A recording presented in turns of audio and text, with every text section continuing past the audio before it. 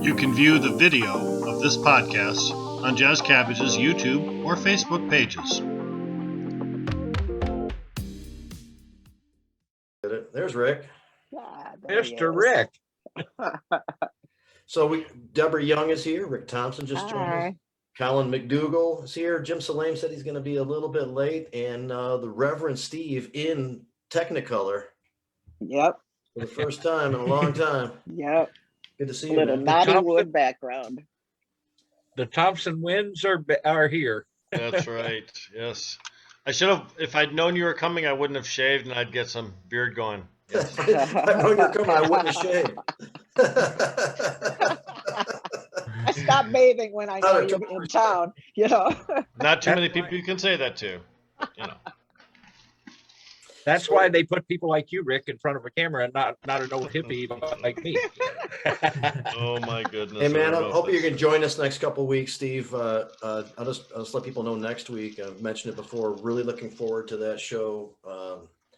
It's going to be all about Leonard Peltier, and I think a lot of people know some headlines. A lot of people don't even know about it at all, and a lot of people know some headlines.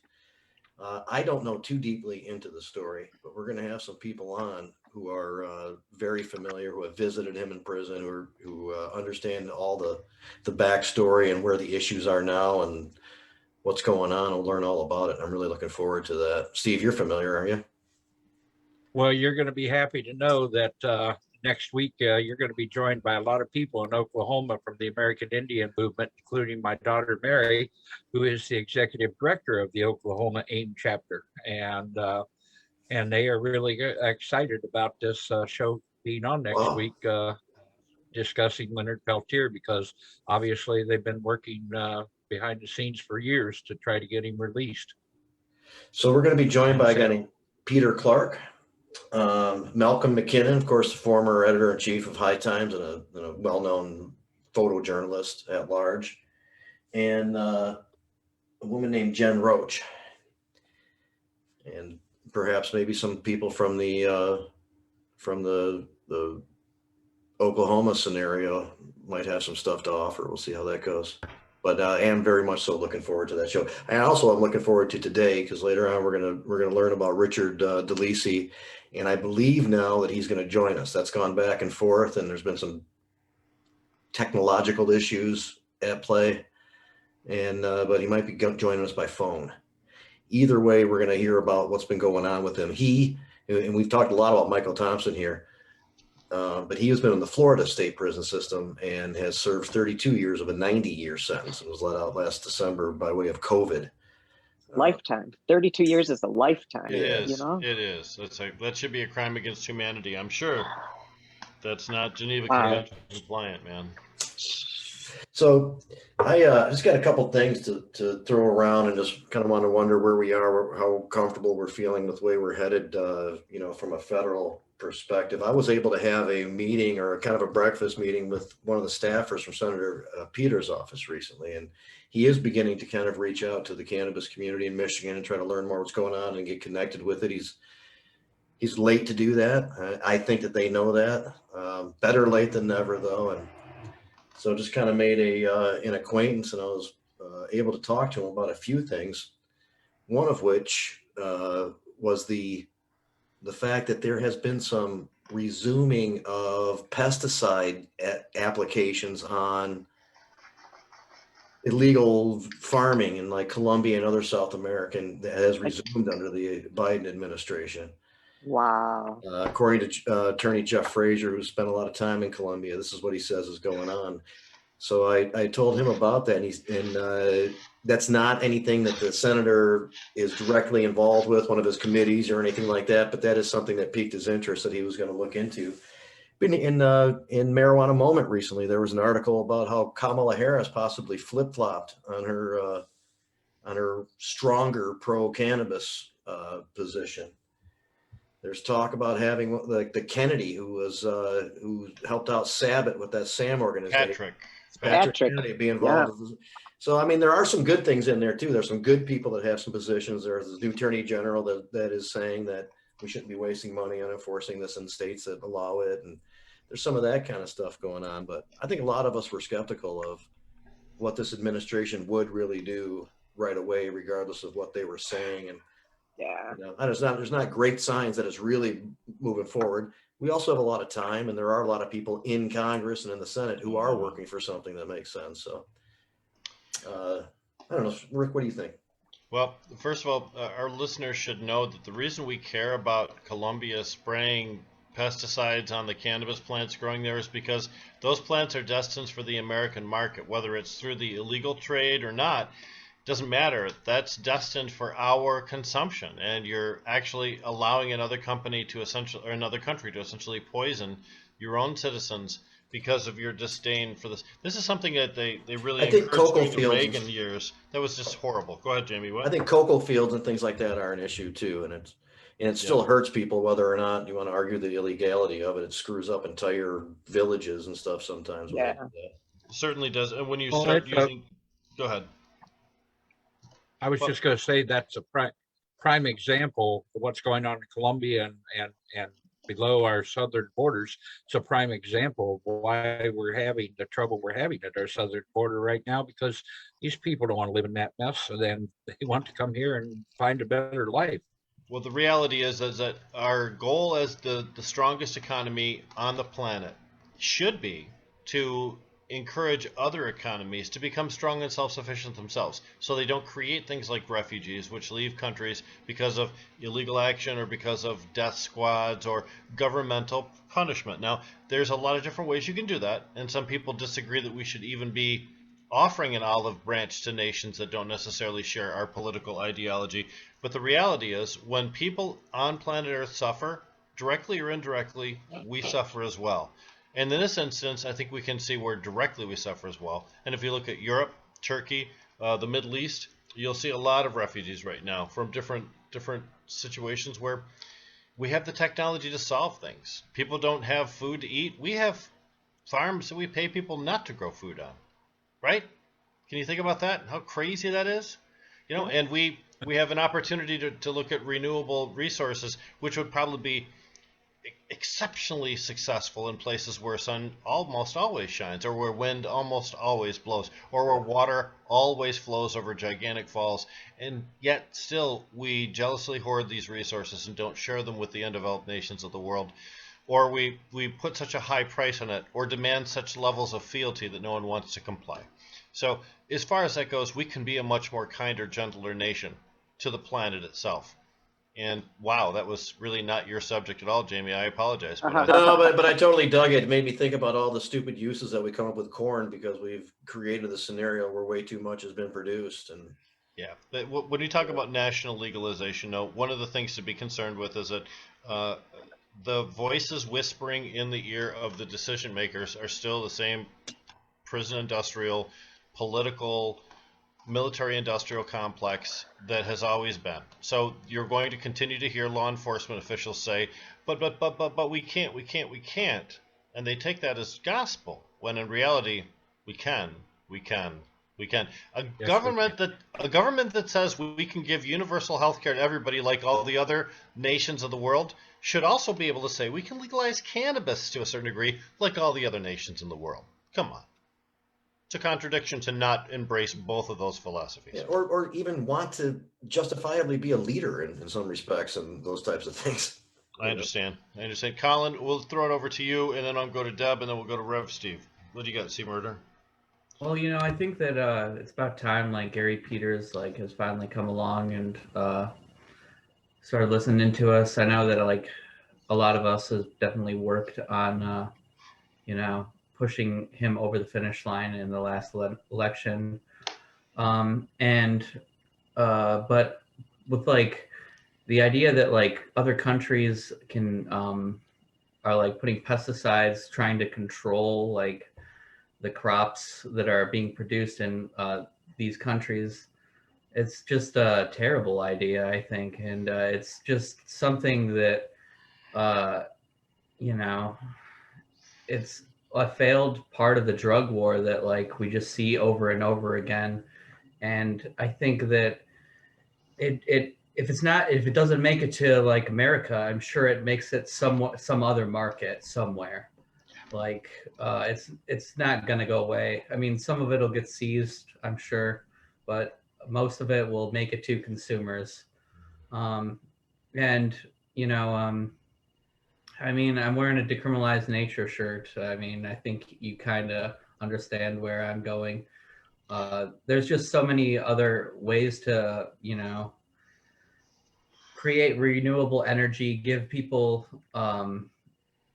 just better standards of living, and produce, you know, crops that are sustainable and work better for the environment and can help repair like some of these wrongs that have been done. And just like, I don't know, I just know that it just seems like a lot of our crops are sprayed, and a lot of cancers are probably caused by a lot of these pesticides that are in them. And we're just not even talking about that. And like, I don't know, there's just so much of a war against us that has like been put up. It's not even just like the drug war. It's just like, yeah. Before I go to Deb, let me just point out that this is a bigger issue than what we're talking about here initially. It's also about establishing ill will with the people of Central and South America. This is another example of exactly what they've come to expect from the United States, a heavy-handed action that doesn't really respect their own individual desires. And it's led with the idea that we know what's best for them, even though they've lived there their entire lives in multiple generations. It creates lasting hatred towards our nation when we engage in things like this. Deb Young, I love your shirt. The big Red Wings jersey is just awesome for those people who aren't seeing and just watching. But what are your feelings on this whole Parquat version? It seems like we're talking about two different subjects here. About nationwide, about federal legalization. Like Jamie said, I never have any confidence in politicians who pander to the cannabis community by saying that they're for legalization. The only person I have ever seen who was really, really sincere in that effort, and it wasn't a financial gain for him, is Jeff Irwin. The rest of them are all bullshit. Ellie Savitt. Yeah, well, okay, but I mean, that's recent. But you know, they pander to us, and then they have higher priorities, and a lot of times the priorities are kind of bullshitty. Right now, we're talking COVID. This is huge. The economy. This is huge. You know, so rightfully so, we are not going to be high priority here, folks. I mean, we have to know that. We have to keep pushing, but we have to know that they're not putting us high priority. Gary Peters is not going to put us high priority, even if we pushed him over the line. You know, that's just facts of life. Unfortunately, you know, we have to develop. I brought that up too with them, Deb, that exact thing I brought up with him. Yeah, I mean, you know, and people who are good on all other issues, you know, always seem to crap out on cannabis. I mean, we had Sandy Levin, who was great on everything, and then he would crap out on, not just crap out on it, but be you know, violently against it. I mean, at least be neutral. But he was so violently against it. So I mean, it was just some weird stuff going on. As far as, of course, you know, we all know about the U.S. eradicating crops in other countries, and with Agent Orange and people poisoned. And I mean, this has been going on for decades. This is such bullshit. Unfortunately, there are still people, not just here, but in those countries, who just like to whip everybody up into a frenzy, because when they throw the word drugs out there, you know, you get a certain element of the population that gets all fired up, and they don't even care. They don't view this as you know, dangerous to eradicate drugs. That they're not looking at the bigger picture that we're all talking about eradicating whole economies and people and poisoning people and things like that. They're not looking at that. They hear drugs. And until we reach those people, and that's a pretty large segment of society, we're still going to keep seeing this crap going on, because these are the people who keep pushing this kind of stuff. And believe it or not, they manage to get their people elected. When you rule by fear, fear requires fuel. And one of the most effective fuels of fear is drugs. Drugs, just the word drugs. I mean, just to try to separate cannabis off from that drugs thing. I mean, that's our biggest obstacle. Did we not just see a governor or somebody like that just say, if you legalize cannabis, kids are going to die? They're just going to Nebraska governor. Right. like Yeah, bubbles in a so bathtub or you've something? always got that segment who's ready to whip everybody into a frenzy to be scared of the Feel really drugs. comfortable saying that shit, but you have no reason, no way to back that up. Right. Deb's got that jersey on. The Wings are allowing 750 patrons in tonight, and I will Deb and be Dave there. Young are going to be two of them. We're going to be two of them tonight, so I'm ready because we're going to shoot out the door as soon as the show's over. When Jamie and I Nice. attended the Clarissa Shields World Championship fight the other day in Flint, they were very socially distant. They had chairs arranged in groups of two, set 6 feet apart, 6 feet distant, all the way around. Of course, when the fight started, everybody got out of their chairs and came towards the stage. So I don't think we're going to be able to move. I think we're going to have to stay in our seats, and they got you, placed probably, strategically around. And yeah. There Well, weren't We'll many see. people at that fight, and they relied more on the live streaming for Mhm. the revenue, so they didn't care. It's going to be weird, I'm sure, but I'm really I'm vaccinated. I've had both my doses. I'm 5 weeks past my second dose, so I feel confident, that I can do this without too much anxiety. We'll see. Well, let's kick it over to you, Reverend Steve, former executive director of Michigan NORML, longtime cannabis advocate, Benzie County NORML. I think Attorney General Dana Nessel has you on her speed dial, maybe. I don't know, could be. Reverend Steve, we've talked about federal legalization and international politics. Pick whatever you want to talk about. We're here. Well, I never in a million years would have thought that I would have been a personal friend with a state attorney general, but I'll tell you, I am totally sold on Dana. I love her in Atlanta and the kids. We've got Atlanta's parents her mom is right up here and in our area, and we've got to do all we can to make sure our 3 women get put back into office in 2022.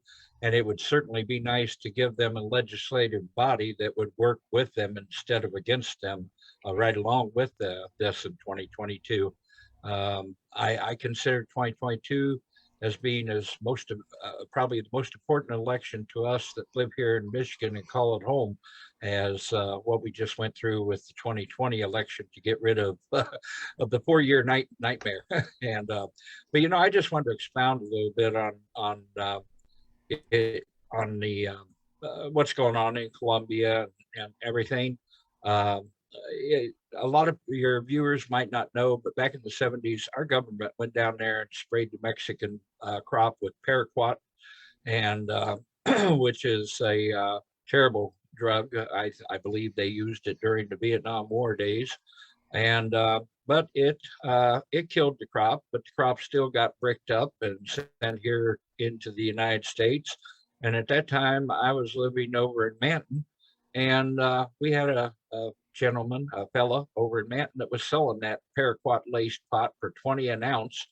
And I couldn't take it because people were getting sick. So I jumped in my vehicle. I took a 26-hour straight through trip down to Florida and hooked up with my contact down there. And I came back with 2 pounds of Colombian gold and to effectively put this guy out of business. And that was the last time that I was arrested. And the whole thing got thrown out of court on a theory to quash a motion because I never admitted to, when I was raided, I never admitted to it being mine. It was in what I had left was about 4 ounces, and it was in a Tupperware container in the freezer. And I kind of accused the law enforcement of putting that in the container. I said, I don't know what you're talking about. I didn't know it was even up there. And because I never admitted to it, because I didn't have anything on my possession, my great attorneys, I got out of Wexford County area, Attila McCurdy, got the whole thing thrown out of court on a theory to quash the motion. But going back to, the fact that our government, sadly, I say this, our government has been responsible for what we're experiencing at our southern borders right now. And just like Rick said, that if we do everything we could, to help the economies in these southern countries, they wouldn't be coming to our border and wanting to come in here, because technically, mostly these people that are coming here for a better life really don't want to leave their homeland. and their families are there. Um, and until that is straightened up and we quit screwing with these southern countries for what's best for the United States, we're going to continue to see our southern brothers and sisters, at the border and trying to get into this country where they can live a better life and their family can live a better life. And it's also time, not always just a pursuit of a better life. It's also time trying to save their own lives because of work gangs or kill squads or government hit groups. Oftentimes people are targeted not for anything they did, just because of their ethnicity or where they live or something. They can be the subject of kidnapping. The life in the Latin America is not nearly what we expect life to be here in the United States. So it's a mean world out there, No. and we could make it less mean and more compassionate, Reverend, right? Yes, we could. Yes, we could, and that's what we should be encouraging our representatives to do, and that would eliminate the big problem that we have at the border. I personally feel that we've got plenty of land here in the United States for these people to come if they want to and live a better life. I mean, my son-in-law is from Mexico and has been here since he was 15. He's in his 40s now, and he has no desire to go back to Mexico. His life has been established here, but the ones that are coming now that really don't want to, if we worked on our legislators to make sure that they make life better for them down there in the southern countries, they won't try to leave. Well, when as Americans we recognize that we're made more valuable by the inclusion of people from other countries instead of diminished or demeaned somehow when other people come to our nation, we'll be more welcoming. And perhaps we can find spaces for everybody to have a little plot of land where they have an opportunity to perhaps practice a craft or grow a crop or enjoy life free from the worries of kidnapping or destruction. So, And a lot of these people that come here, like my son-in-law, they have very good knowledge of how to grow plants, how to take care of plants, and they do the work that most of the people that live here in the United States would never think of doing. My son-in-law and his brother, they go out in 0-degree weather in the middle of winter and trim apple trees here at Apple Valley Orchard that he is the foreman of. And I couldn't even go out and do that. And they go out there at sun up and they stay until sundown. So you're not going to show me too many, and they don't get a $15 an hour hourly rate to do that either. So you're not going to see a lot of United States people take the jobs that these people take, and that's what really upsets me when I hear somebody say, "Oh, they're coming up here and stealing our jobs." I say bullshit on that, because they're coming up here and doing the jobs that the American people don't want to do. I agree. Totally agree with you, Steve. Totally. well, certainly, if you look at the agriculture industry, that's always proven to be true. That there were certain jobs that were so labor intensive you could not get American people to do it, and that's why when we stopped people from coming across the border, crops rotted in the field. Not that there weren't enough Americans around to do the work, just there were not enough workers amongst the Americans to do the job. Who would take that type of wage? They wouldn't Yes, take ma'am. the wage. Yeah, This is what happened after the Dust Bowl. When people started moving towards California, they were paying them not even enough money just to eat on. Yeah. And they kept cutting the wages, and people had no choice. You have no choice. We're desperate people are eating dirt. Truth is that if you were paying people $30 an hour, they'd go out and pick those sugar beets out of the fields in Michigan here. But if you're paying them, 10, no, that's a tough sell. I don't even know if I don't think they're making 10. They charge them for lodging. There's a whole scam bullshit. The way they take advantage of people. I think we are being joined here by our next guest. Are you with us? You guys realize that we're talking to you at this point? Are you with us or are you against us? Come on, Yes. let us know. We don't allow against us. I don't think They're on mute. They're on mute. Oh yeah, they have to unmute. Unmute. There you go, ladies. Hello. Hi. We're trying to fit in here. Into the Wish screen. really close. Yes. Or, Nice. There you go. yes. That was cute. Hello, Stacey, and we have Ashley here. Yeah, this is Ashley. Hello, Ashley. Her daddy just got out of prison after Yes. almost 32 years. That's one of the things we definitely wanted to talk about. And in Michigan, we had a guy who was in for 25 of a 40-year sentence, Michael Thompson, Michael yeah. who was recently out, and we Do you know talked about both of these if guys. they left him on paper, Jamie? He is. Is He's he still still on on Yes. paper? 4 more years. It's being Yeah. worked on, but yeah, he's still 4 years of reporting. Wow. Yeah, I didn't realize, like, with the clemencies and everything, that everybody was still going to be on paper. What are the I conditions? had to for- learn that. I was frustrated. What is the conditions for Richard, as far as that goes? Richard just got off paper Monday. Oh, well, Oh, fuck. wow. Last Yeah. Monday on the 8th. So Good. he's officially a free man. How Yeah. long was he on? How long Man. did they have him on parole?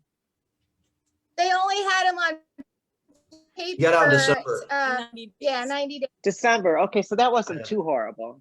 Because I'm sorry, Deb. Please go ahead. no, I was gonna say we're talking 4 years, right? Yeah, 4 years for Michael Thompson. For It's being Michael, worked yeah, on that's from a what I long understand, but that's what it is now. Was With Richard's strict release conditions. tied to COVID in some way? I believe I heard. I believe that's why he got out Christmas versus February. Okay, all right, so a I little mean, earlier. yay, but that's really Yeah. only 2 months then. Okay. But they had changed in 2014, if you remember, we did the Journey for Justice for Richard from Michigan to Florida. And at that time, the judge was going to decide whether he was unfairly sentenced with 3 consecutive life remember. sentences, and Right. to change it, because then he would already have served 1 life sentence and we could have got him out then.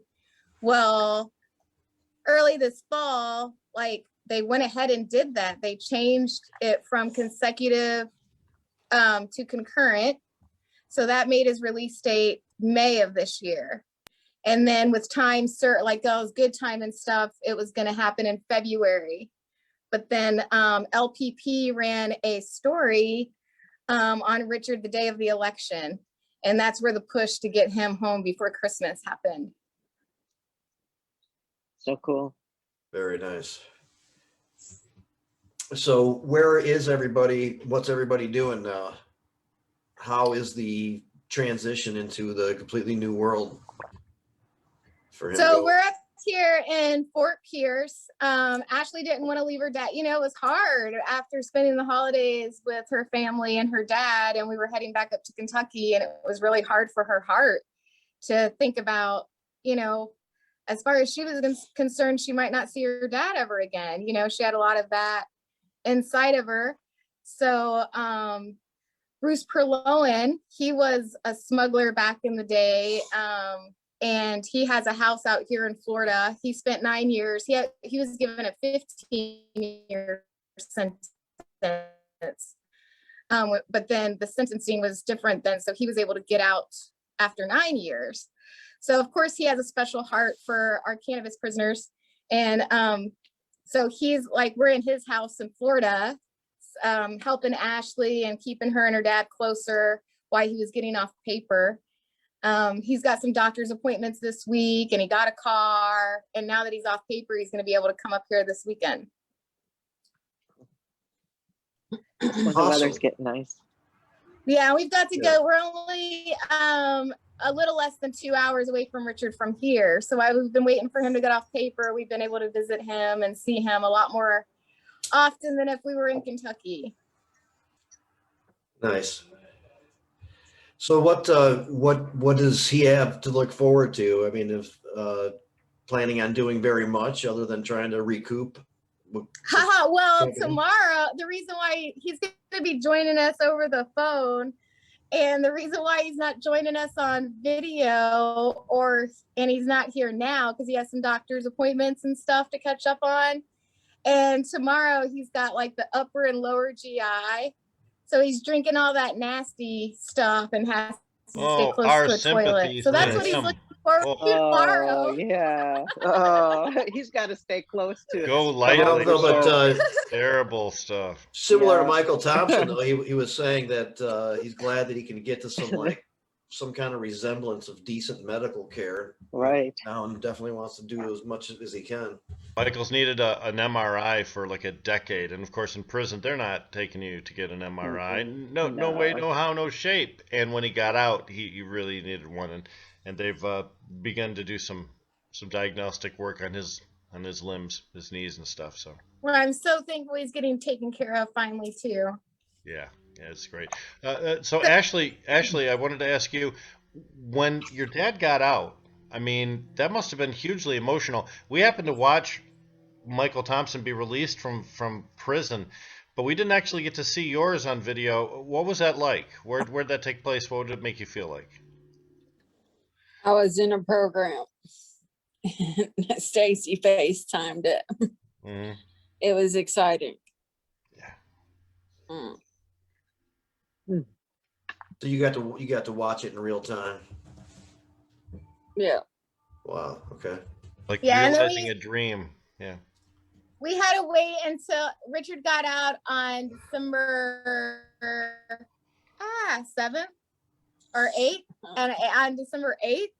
And so Ashley was with us on FaceTime the whole time, and then she got to leave her assisted living facility on the 15th down here. Nice. Fantastic. And what are Richard's future plans? I mean, is he going to continue to advocate for cannabis law reform? Just gonna sit back and try and get acclimated to the world for a while? What's his next 6 months look like? Well, I'll tell you what he's doing next month with me, because I wanted to tell you guys anyway.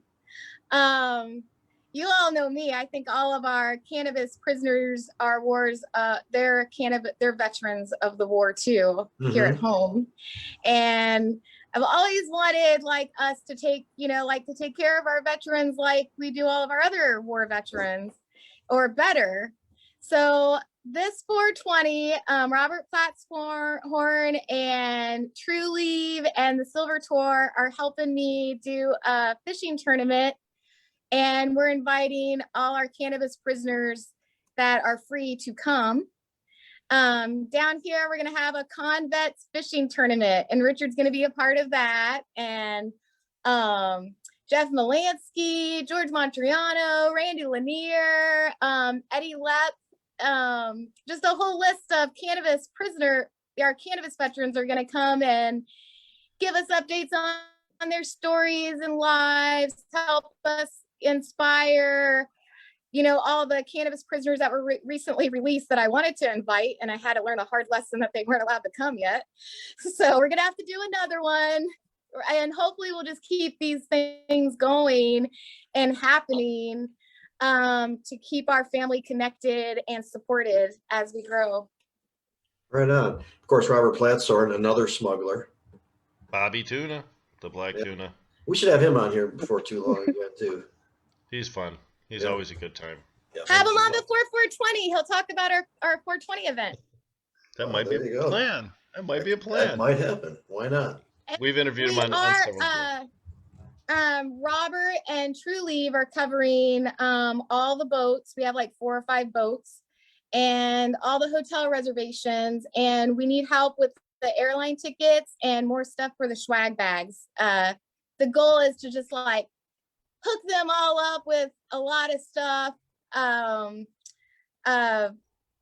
Bruce has got some stuff coming, and hemp jeans for everybody, but we're really wanting it to be a really awesome event for all the guys coming. That's nice. Good job. There's lots of cannabis charities out there, but when you talk about people that have been incarcerated and trying to do something to not only just normalize their life, but actually to celebrate them and to realize that they, their effort was helpful towards where we're at right now, and to remember they're not forgotten. I know OG Eddie Lepp sometimes feels like the world seems to have forgotten that he even exists. So Yeah, I'm happy him and Sandra are coming. Eddie's health is not doing very good right now, but his wife's gonna come with them. good. Well, that's an important thing. And since it's going down in Bobby Platshorn's backyard, I'm assuming that's Florida then, right? Yep. Wow. How could people find out more about this? Do you have a Facebook event going on right now? Is there a GoFundMe? What's going on? We don't have a Facebook event going on. Ask Robert if we want to do one or not. Yeah, we've talked to the list of, we had Stephanie Landa and Kristen Floor, they're board members with me on Freedom Grow Forever. And they've been helping reach out and get all the contacts, and find out if, which of our veterans are allowed to travel and stuff, because there are so many on paper still after they get released. And then Amy Povall, she did the documentary 420 documentary, and she's the founder of Can Do Clemency. That's helped a lot of our people get free. And she's coming out here to help us document the event. And there's a couple 420 events that we're going to be popping in on, so they can, get on the boats with us during their virtual 420 events. Awesome. I take it there's no swimsuit competition associated with this event? Oh, That would probably not be a good thing. Don't give him any ideas, Stacey. He'll be down there in a minute. It's one of I'm just those imagining contestants. Bobby Platshorn, Yeah. that's not really. 420 is on a Tuesday this year too. Okay. Taco Tuesday. Oh, So Yeah. you guys could you check know what? in We on might it. do a on location thing too, as a matter of fact. Right. Yeah. So I'm Yeah, broadcasting. we'll go down and do it from the boat. Yeah, no problem. Well, come on. Yep. Maybe we'll have to do a We need a live good enough signal, report and we could do it. from somebody who has a cell phone and can hook us up from the middle of the ocean. We're out there battling manta Yeah, rays. you all message me if you want to come. Yeah, that's fantastic. I think Joel Zamaya's got a fishing boat. I bet he Call does. Daryl. Call Daryl and find out he's always posting pictures of these big fish in Florida he's catching. I know. Hey, We- speaking of which, Tom Wall will be on the wonderful Digital Hash Bash Program 2021 this year, and Tom Wall just posted pictures of he and his wife last night catching these gigantic walleye. Did anybody catch those? Wow. Pictures? I mean, two-handed walleye. Saw Really, that. that's pretty monstrous for those type Awesome. of fish. That's I was very impressed. But His no, band... No, go ahead, Rick. no, you please. I just wanted to continue on to say that his band Cosmic Knot will be one of the few live features for the Digital Hash Bash this year, and it features Maruga Booker on drums. Ah, that's cool. Well, I can say this, the idea of a fishing tournament in honor of veterans is a great one. We do a little bit of fishing up here. You've been around here, Stacey. You know the Great Lakes are full of fish, and Yep. just not as exciting as the fish in the Atlantic Ocean, but we still have fish, yeah. So with Michael Yeah. Thompson's off paper, we need to have another fishing trip in Michigan. Yeah, Yes. Michael Thompson's able to do those things, if I'm not mistaken. I believe he is. Deb, what were you going to say? Nothing. I don't know why you thought I was. I don't know. I'm But just smiling. 2 years ago, before Well, we COVID, had like if you're on paper, you're not allowed to hang out with other felons. Oh, So- yeah. Oh, there's Some of stuff our like that. Yeah, you're prisoners- right. Yeah. Yeah. Yeah, like Oh. and be a part of like cannabis events at all. So Right. a couple of our guys are getting permission from their probation officers to be around other cannabis felons and a 420 event. Yeah, because it's an event, so you can kind of, yeah, which would be different than just like hanging out or something, at least in the state's view. I find the cannabis felons to be a lot less dangerous than the people who haven't been busted by the cops. Exactly. You know, most reckless MOs that I'm telling you. But Well, and to be anyway, clear too about Richard's case originally, it's there's no violence involved. Completely non-violent cannabis case. 3 life sentences is ridiculous. Yeah, it is. Unbelievable. No, we shouldn't be doing that. God. Mandatory sentences just completely ignore the fact that people are individuals, and it ignores the ability of the system to rehabilitate folks, and I think that's disingenuous. And Child also, rapists and murderers don't get 3 life sentences, for goodness sakes. no. Well, the way that we try to scare people into not doing things in our society, it's a fear-based thing. Reverend Steve and I were talking about this just a few moments ago. Fear. When you rule by fear, fear needs fuel, fuel, and one of the best fuels for fear is the word drugs. That's it. People react so negatively whenever they Oh, hear perfect. Okay. Bye. Bridget's Okay. calling right now. Also, Yes. So you said I was perfect. Oh, yeah. sadness. It's okay. I'm gonna turn off my video for a minute now.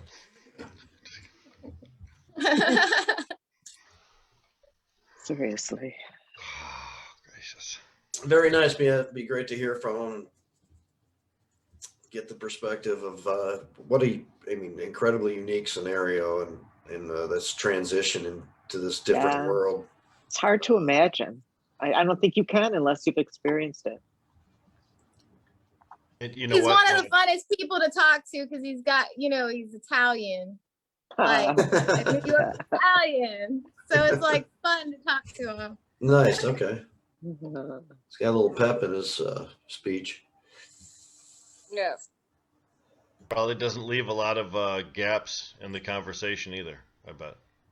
Like Michael we're was talking experiencing about right now. All the new stuff, the stuff that's changed a lot from. You should see him how to work his iPhone. He's not on his podcast. That's why we haven't. He said he's going to call while we still haven't heard from him yet. Hey, it's a lot when you've never seen an iPhone before, and all of a Oh, I sudden, know, bam, yeah. you have to man. figure out an iPhone. A lot of us were trying Yeah. to figure out Skype this time last year. Yeah, right. Remember? No. That And now was we're like 3 hilarious. different Well, platforms yeah, like- after that. It was a learning, like he was like all disappointed because he had to go a few times to get his, oh, he's calling Ashley. Hold on. I don't know why. But like it was a challenge, like for him to get his permit. Like he couldn't believe, like, because things were different. Things are so different on the processes of stuff. Yeah. Yeah. Well, driving But is he certainly finally got different. his driver's license. Yeah. We have roundabouts and things they didn't have back then. And I hate those Roads are roundabouts. You crazy like and- those? I do really too. like a roundabout. I don't like I them. like them. I like them. I don't. I hate them. Oh, I can So- do them. I just don't like them. I'm with you, Deb. Safer than the Michigan left, supposedly, but they I'm seem with That's you. what they say, but I don't know. I'm fine with them, but there's people like on both sides of me who don't know what they're doing, and I'm like, what are these people doing? They're in the wrong lane, and Stacey, you got an update for us there? yeah. He says when he calls in, it asks for to enter an ID. It's on that information that I sent you. Okay, I thought you. Okay, hold on. Hold on there. You might Yeah, want to. There's like 2 links with the The Zoom meeting link, ID. and you might the- want to click the top link.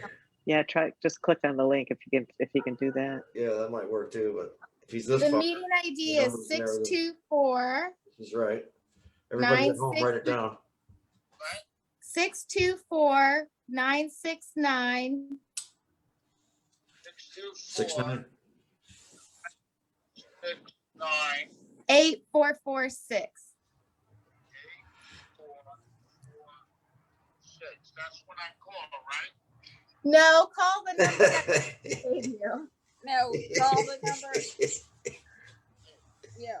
Welcome to the age Find of a technology. 13-year-old This reminds kid. me of Hash Bring him Bash over. last year on our digital Hash Bash. We were I trying to remember get like people out. Tommy Chong trying Yeah. to figure it out. He finally Yeah. gets on, and the guys in the production room were going to bail for like a 10-minute. I'm like looking up I'm like, Tommy's what the nose fuck, for man? like Fuck 10 you. minutes. And that was I hilarious. know. Well, I do remember several gentlemen had a difficult time getting on until their female accompaniment Yes. assisted them. Yes. Yes, their wives had to hook it up, Rev Steve. It was hilarious. I know. Well, We Mike won't Whitty mention too. any names, but we know who it was. And it was more Gail- than one. Gail It was Whitty. 3. It was Same 3. one. Uh-huh. Yep. Three. I remember the learning curve I went through when my daughter moved out of the house 'Cause I've Yeah. everything forever. Yeah. And then I was like, I gotta learn this shit on my own. Had to do I it used to have yourself. a young friend who was the one who taught me how to use my first smartphone because I was clueless. And I went to her, I'm just like, Amanda, I don't even know how to turn this thing on. And she trained me. But then once, I didn't need help with my first iPhone. of course not, you were born with it in your hand, right? I'm 93. And the Basically. meeting ID was Yeah. Pluto wasn't even a planet when you were born, man. That's how young you are. No, I'm not that young. That's Okay. Pretty All young. right. You're Okay. pretty young, Kyle. That was Come like on. 13 when that happened. Oh, when At you were least. born with a cell phone in your hand, you were 13. Yeah. We homing in on getting Richard set up? Seems like it. Oh, by the way. Oh. American, I used to have that sweatshirt. Oh, that's right. yeah. This is from the Rick Thompson vintage collection. Yes, it still fits. Haha. So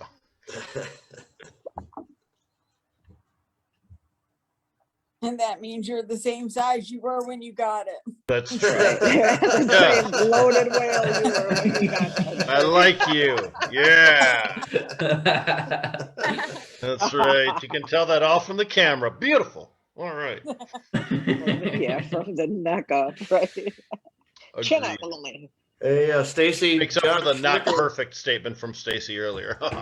So he was almost up here. I was about ready to admit him, and then it went away.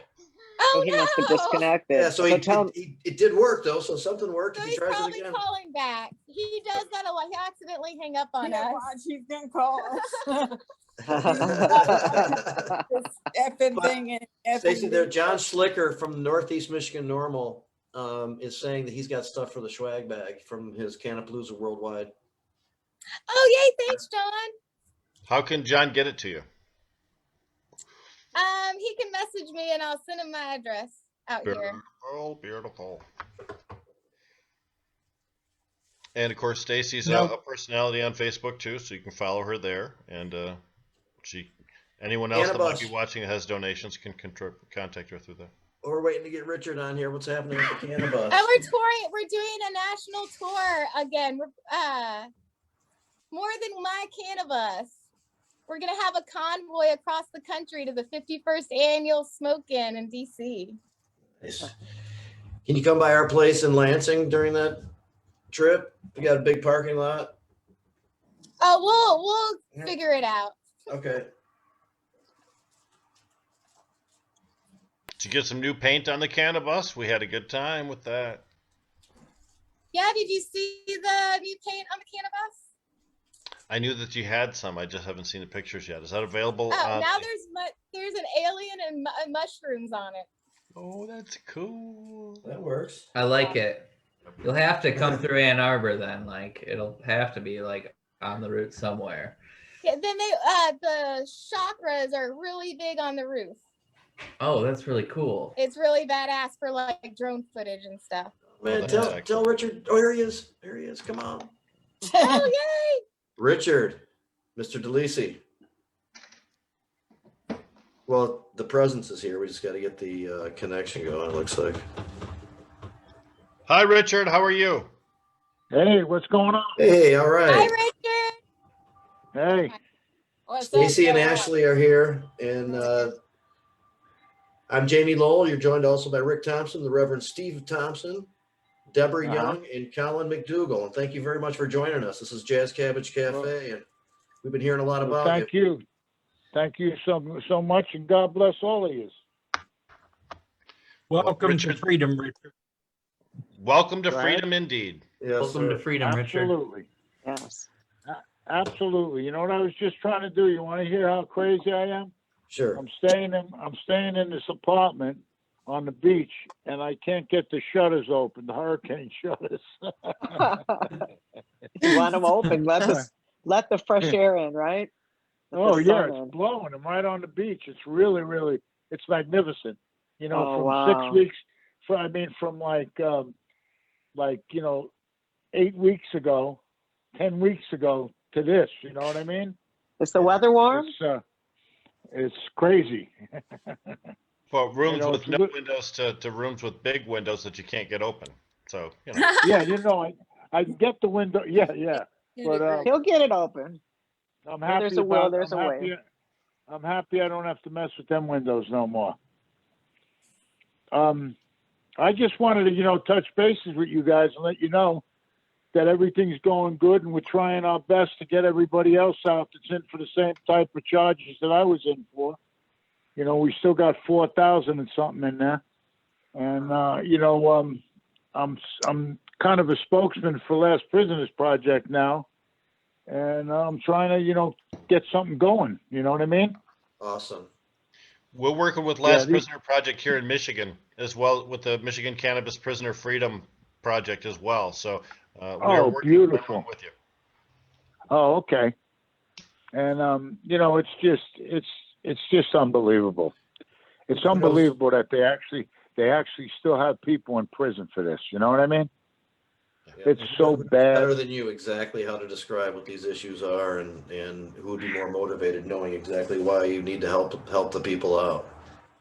I need to help the people out because I've been going to the doctors the last week, the last 3 weeks, and I just found out yesterday that I have all these vitamin deficiencies that are messing with my skin and all kinds of stuff that's going on in my body because of the you know, them not taking care of me the way they were supposed to, you know.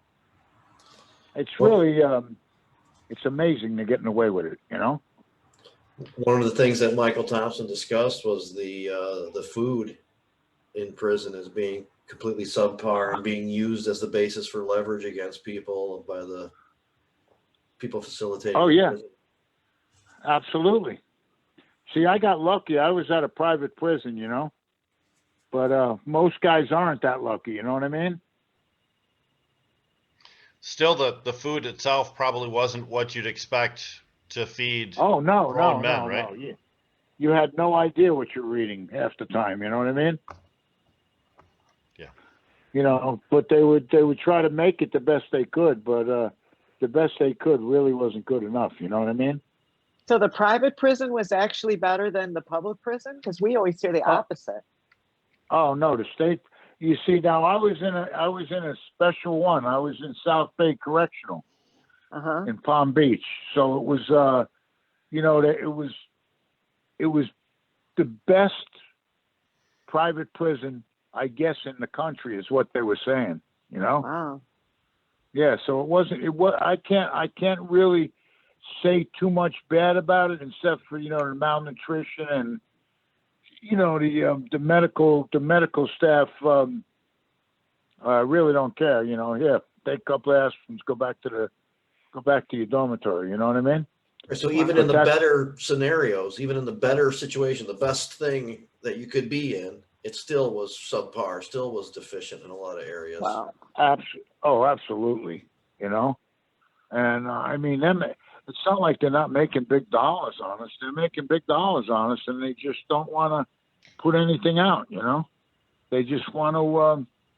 I mean, it was crazy that I got out because of the Last Prisoners Project and the freedelisi.com thing. You know, the freedelisi.com started the whole movement on me. And then, you know, Last Prisoners Project got a hold of it, and they gave it to the media. And once the media got a hold of it, they had to let me out, you know. They got pressured. They got pressured, and they had to let me Did they out. have you doing Did Say they again? have you doing any work, Richard, while you? Yeah, that's what prison? I was going to ask. He said they were making Did money they off have- of them. Was it like slave labor and, you know? No, not that kind of stuff. I mean, you know, in other words, Geo, the place that I was at, I guess the CEOs and all them guys were really cleaning up, you know. It's a former So they get paid- prison. He was in. Yeah, they probably get paid per prisoner, right? And then they Yeah, they figure get- out they how get to paid. whittle it off and make their money. Right. What they do is they get paid by prisoner, but if they save, you know, like in the kitchen and the medical, they get bonuses. Ah, there it is. There it that's is. the Right. clincher. Yep.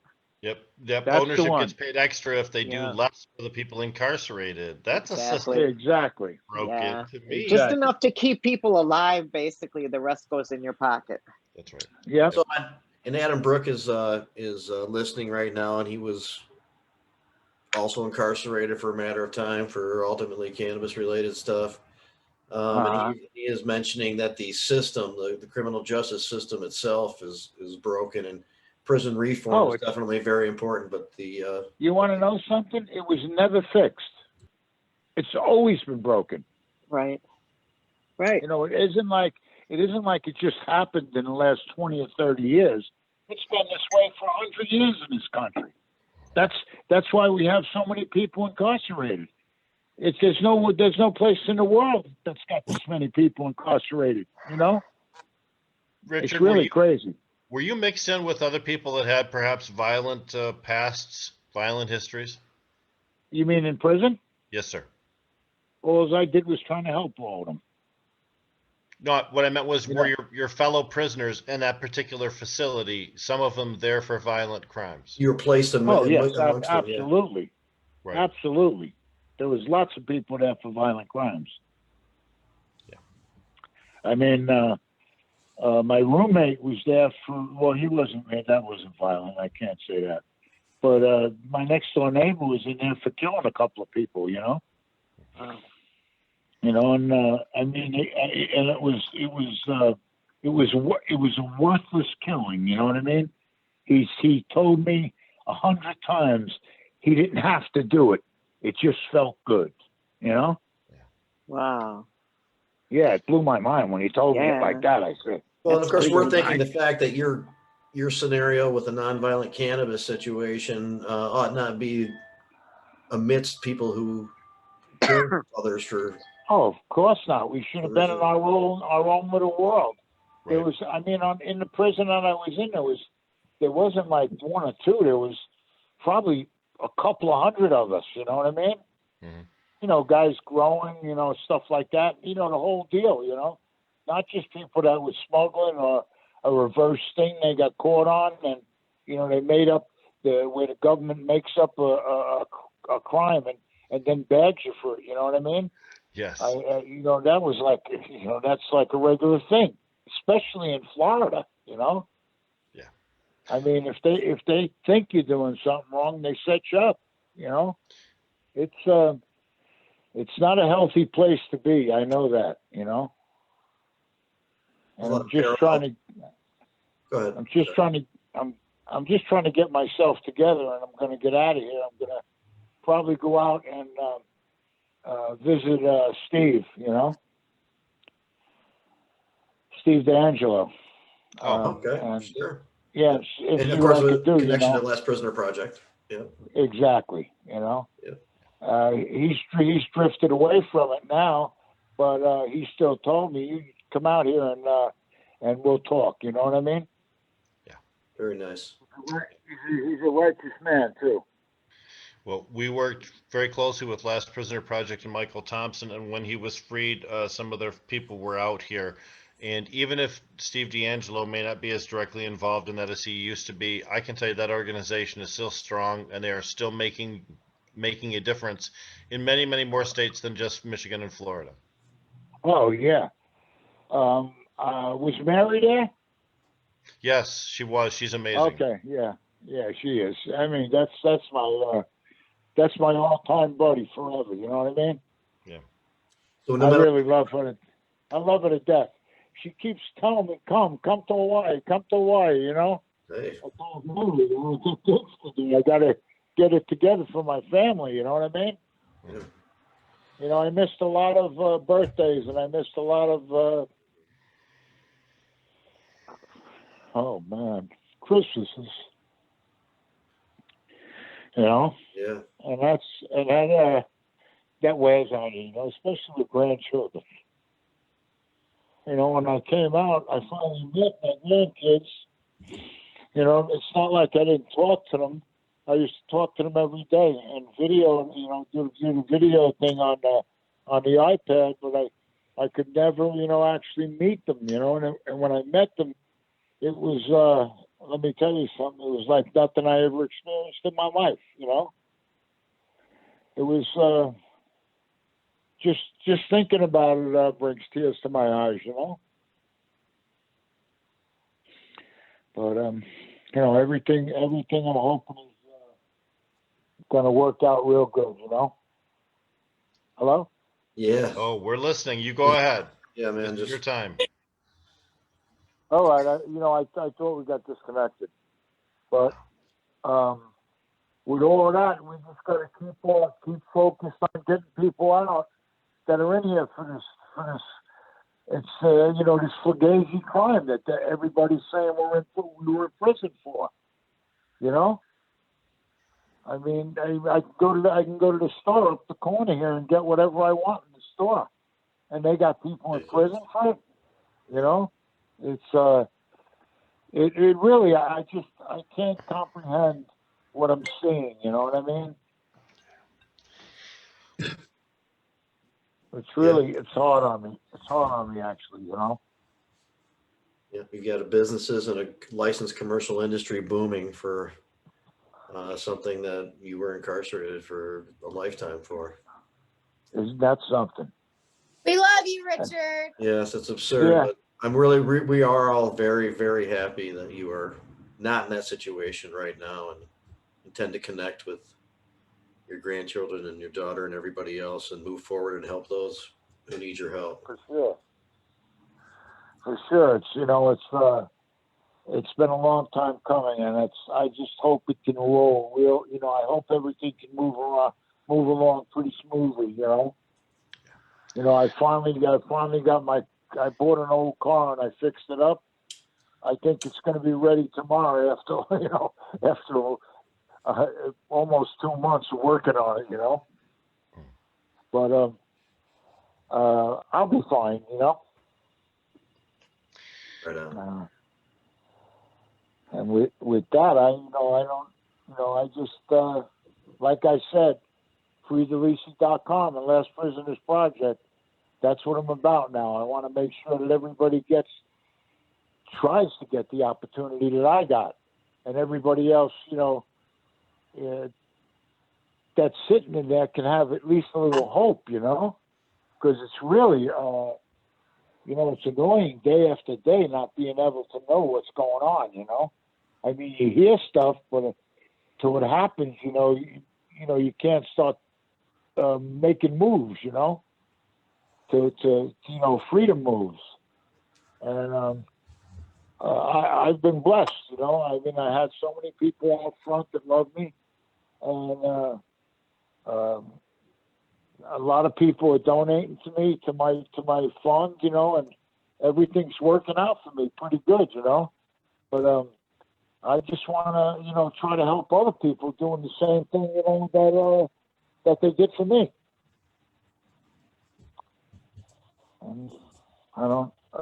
With that, I'm probably about out of gas, No. Stacey said you were Italian. She said that you could talk for. You got a little pep. So. Oh yeah, I could talk a lot, but Stacey might not have told you what I had to do today. Tomorrow I'm going for an upper and lower GI. Yeah. She would never bring up that kind of personal stuff. I wouldn't worry about that. No. You might be making some noises we don't want to participate in. Then I get you. Okay. Hey, Richard. Yeah. Go ahead. I was just wondering, Hello? have you had any contact with Karen Goldstein from Florida NORML down there in Florida? I don't think so.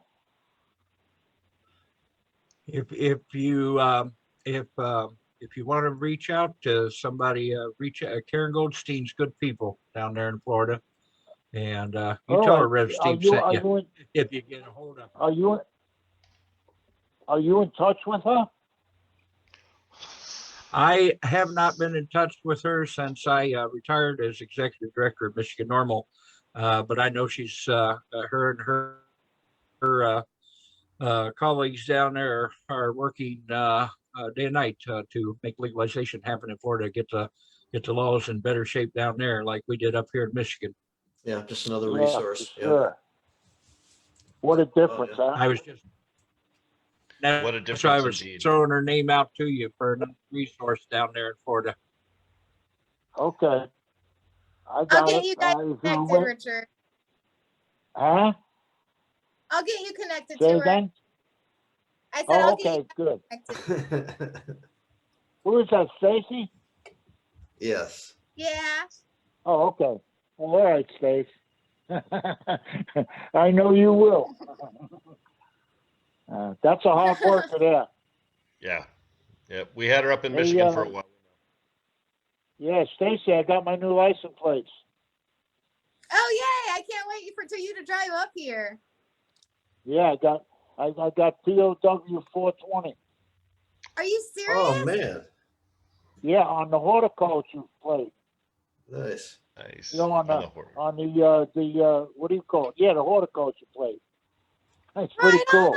on. You gotta- Awesome. I got a picture of it. You know, they approved it and everything, but it's going to take a month and a half for me to get it.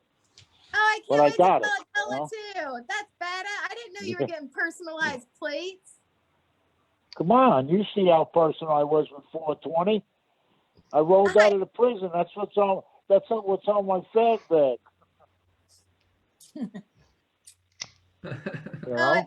I love it. I love it. And Adela's gonna be so happy. Yeah. So You're Richard, gonna have to take. All She's right. gonna come for 420, Richard. You'll have to take her for a ride in your car. Oh, definitely. Richard, You what know, is I the got some, what's, Girls for a ride in your car. Kristen's coming Go ahead. too. Okay. what Go is ahead, I'm the sorry? what is the car that you that you have now fixed up and restored over this last few weeks that you're going to be proudly driving around? It's a 2004 Volvo, Okay. 5-cylinder turbo. Okay. But it needed all kinds of stuff like new struts and you know, like just tons of stuff. I bought it for a couple, and I spent a 5 spot on it already. You know, so it'll be all right as long as it takes care of me. You know. It's got some pickup though, right? That's a turbo. Oh yeah, this thing it hauls. I drove it. You know. Yeah. What happened was it was laying in this trailer park under a shed for like 2 years and 4 months.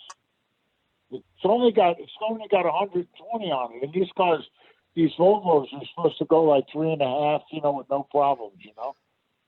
But the struts went because they neglected everything, and I thought the struts were like a shock.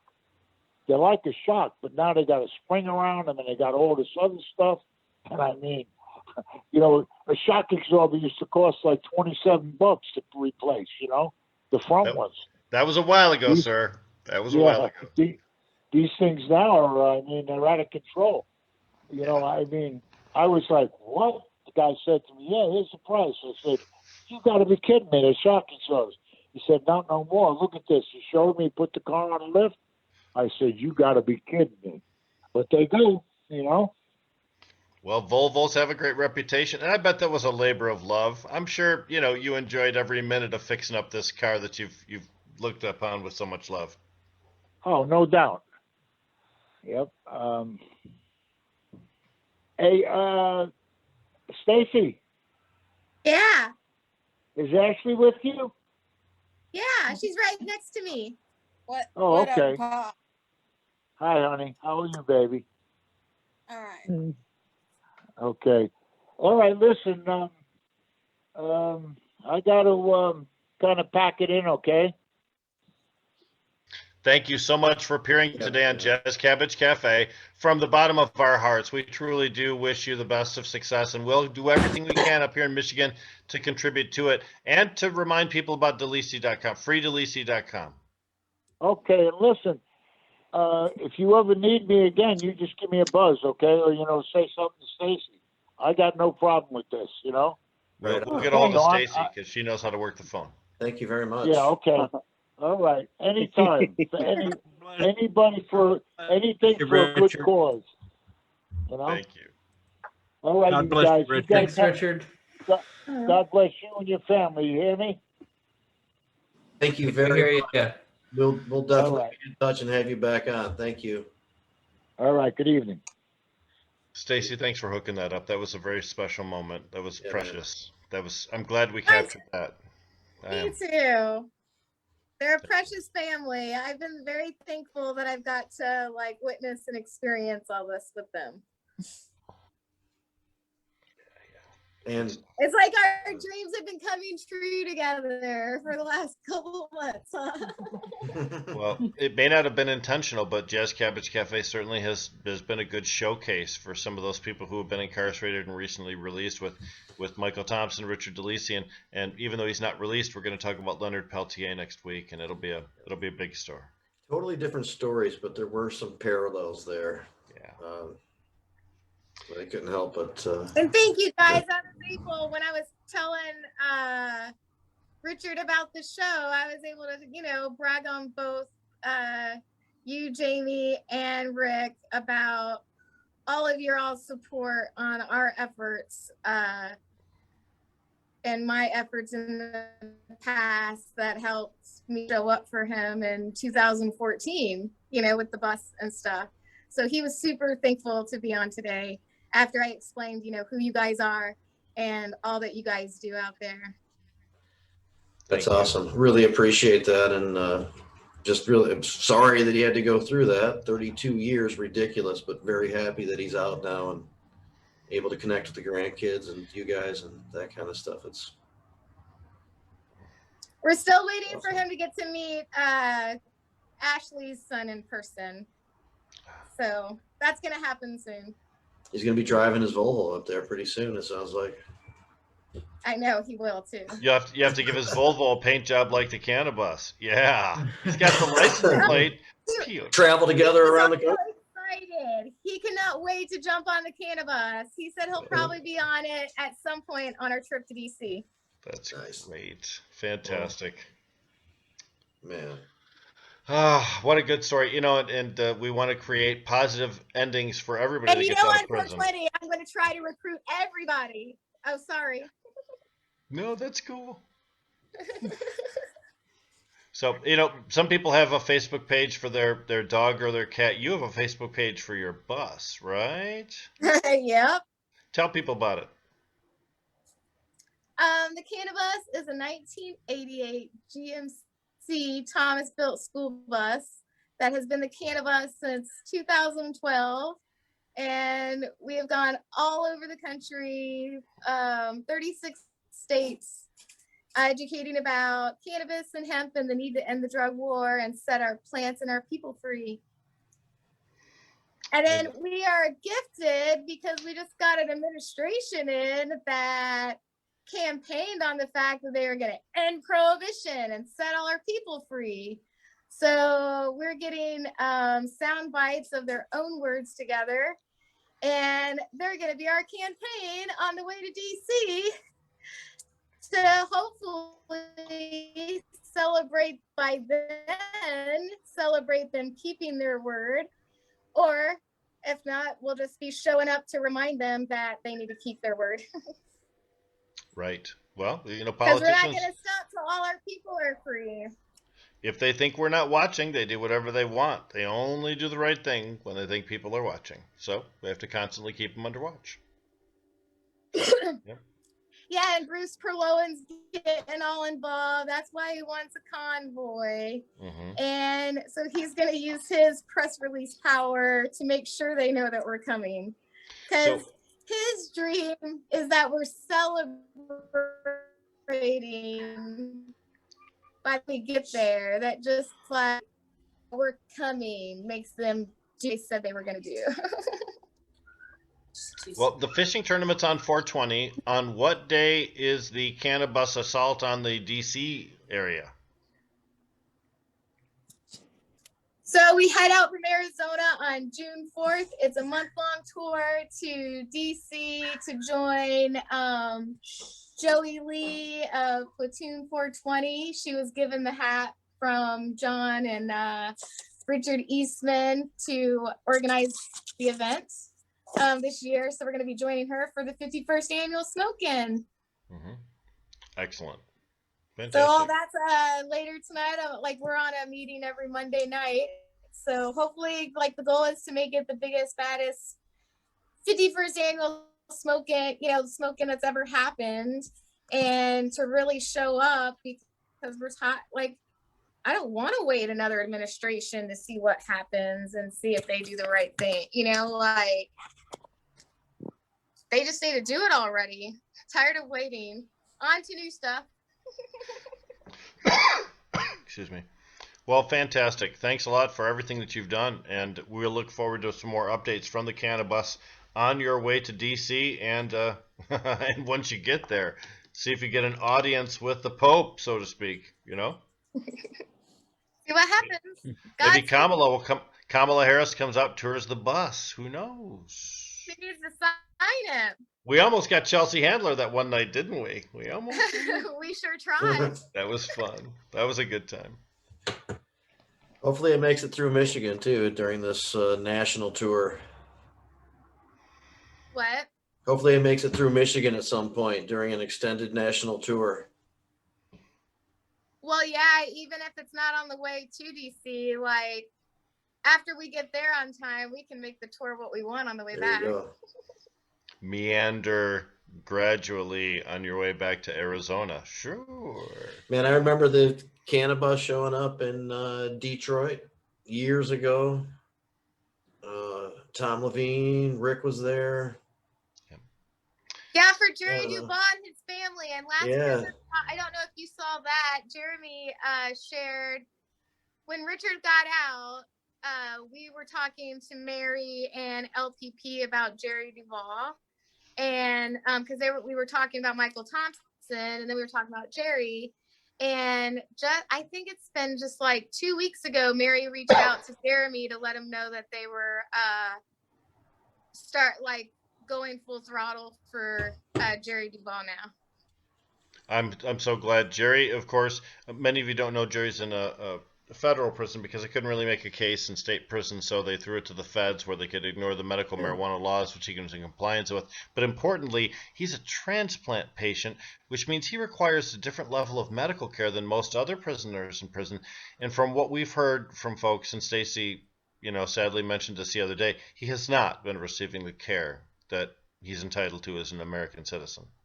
That's for sure. No, he hasn't been doing good at all, and everybody's worried about him. It's been about his mom's worried, if they're ever going to get the Jerry that was Jerry before he went to prison, back. And it's a big, sad situation, and I'm super, super thankful that LPP is on the mission to help Jerry now, and hopefully we'll be hearing how he's doing soon. Good. I'm glad to hear that. I don't think we heard that or knew that the last time we talked to you. No, we didn't. Good. Thank you. Yeah. So I want to let people know about this just for a second because it's still fucking it fucks me up every time I think about it. In this particular situation, Jerry Duval's situation.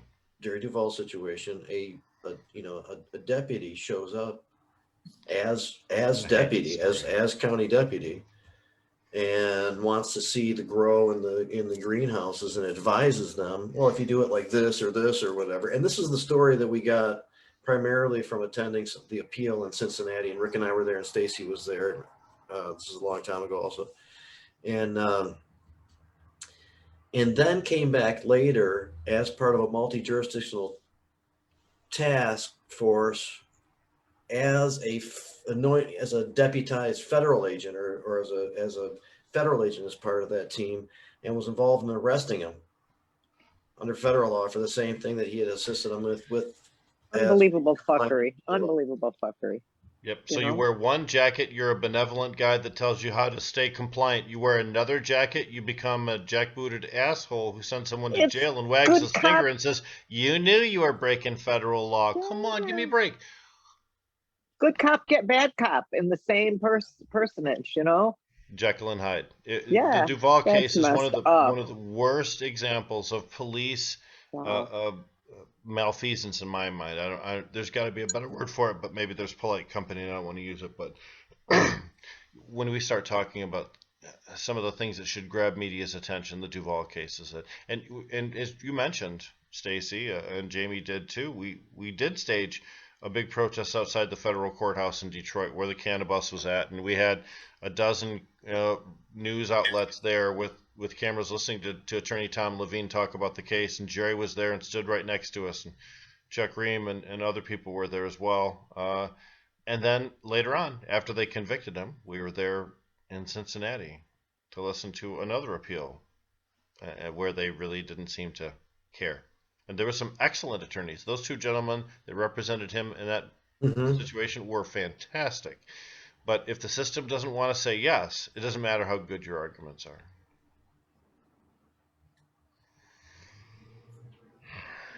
It's been a tough one. You know, Yeah, that was so intense, man. when it was still a state case, we were involved, Jamie. I mean, Ashley, remember when Ashley Duvall sat next to Steph Shearer in Detroit? We had a whole big thing. Americans for Safe Access was in town, and this is one of the cases they pointed to on a state level that said, see, look, this is terrible. They shouldn't be doing this. And when they dropped the charges on the state level, they flipped it to the feds, and that's where everything just went gone. And at the appeals hearing, the judges themselves were so confused on how it even made it that far. But then they still kept Jerry in prison.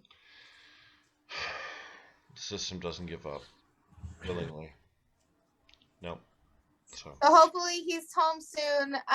We're doing mad meditation and prayers, and LPP's involved now. So we must be on the home stretch.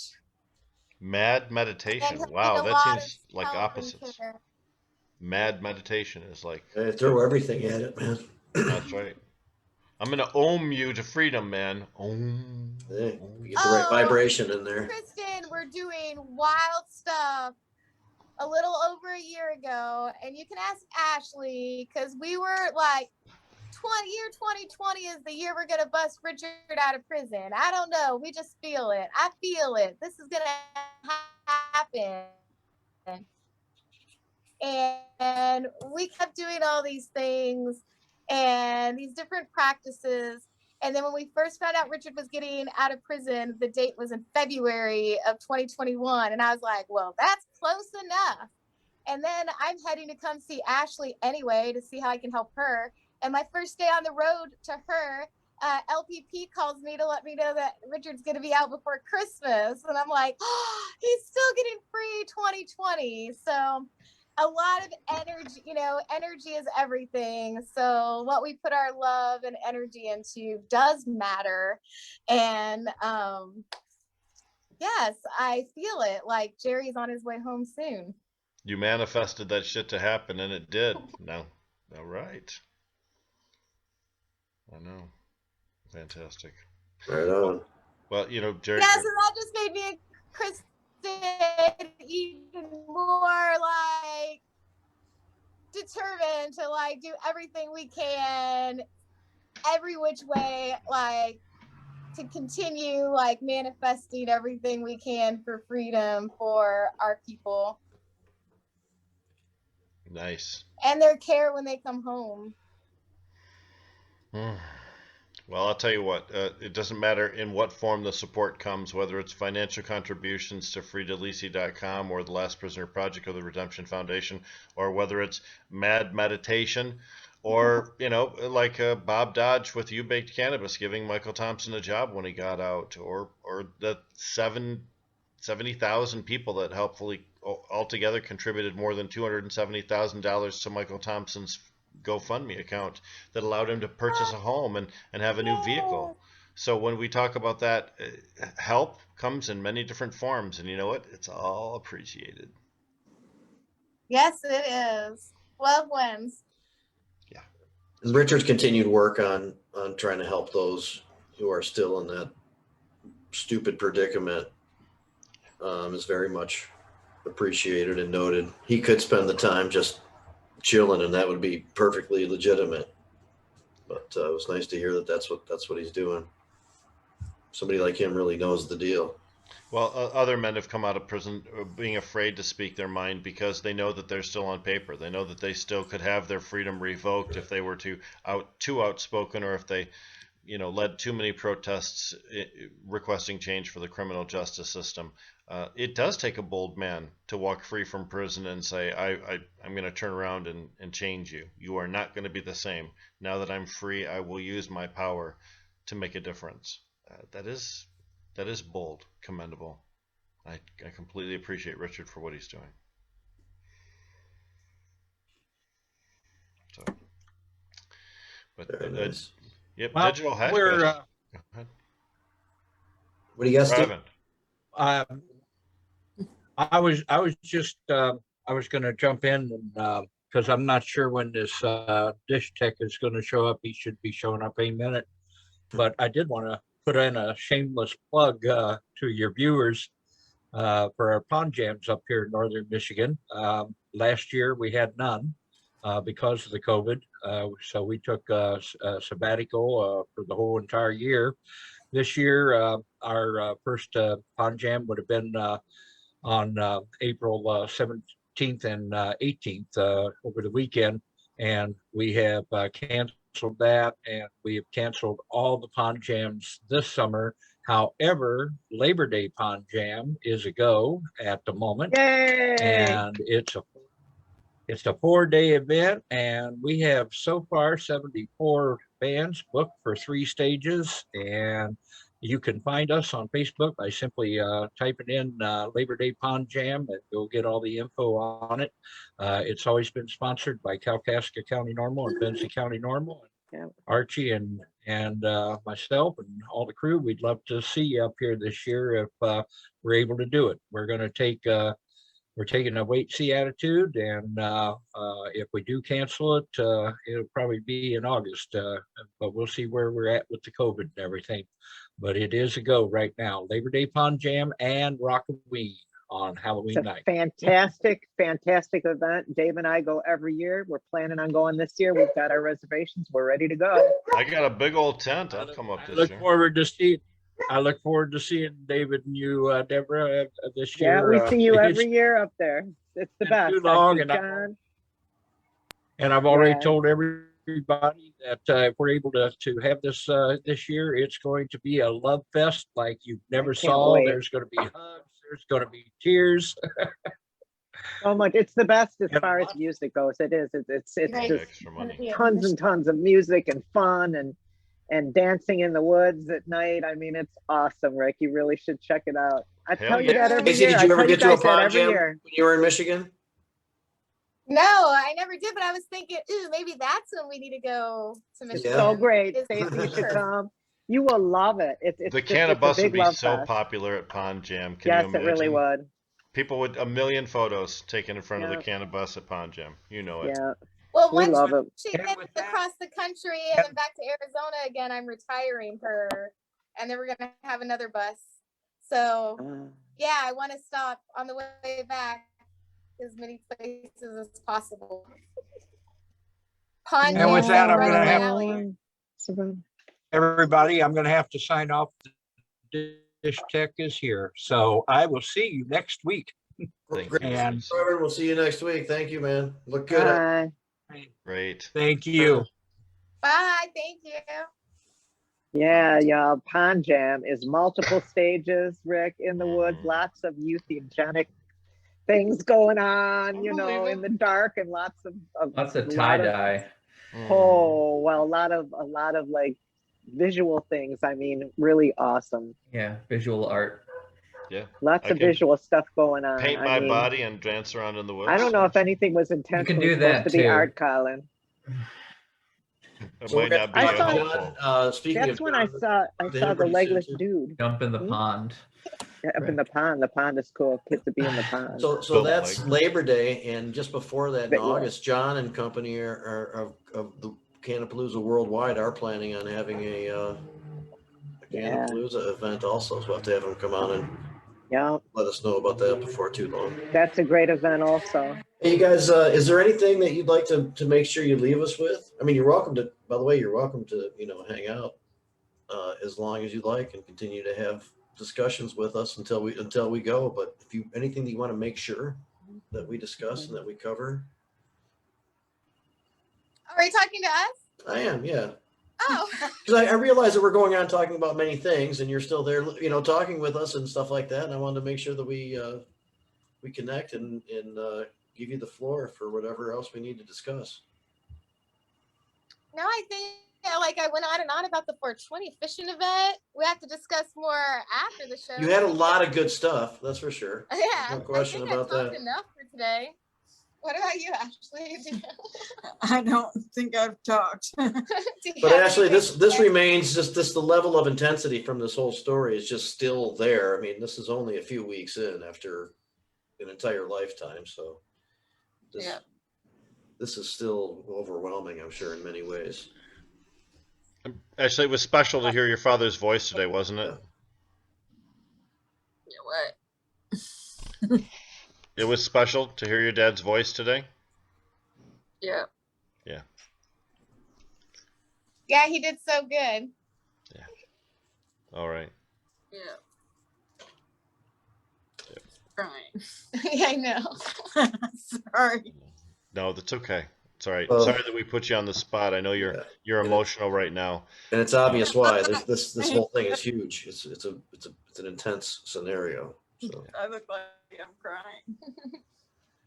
I'm not. It's okay. Do you have anything you want to say? No. Have you been happy to be close to your dad the Yeah. last?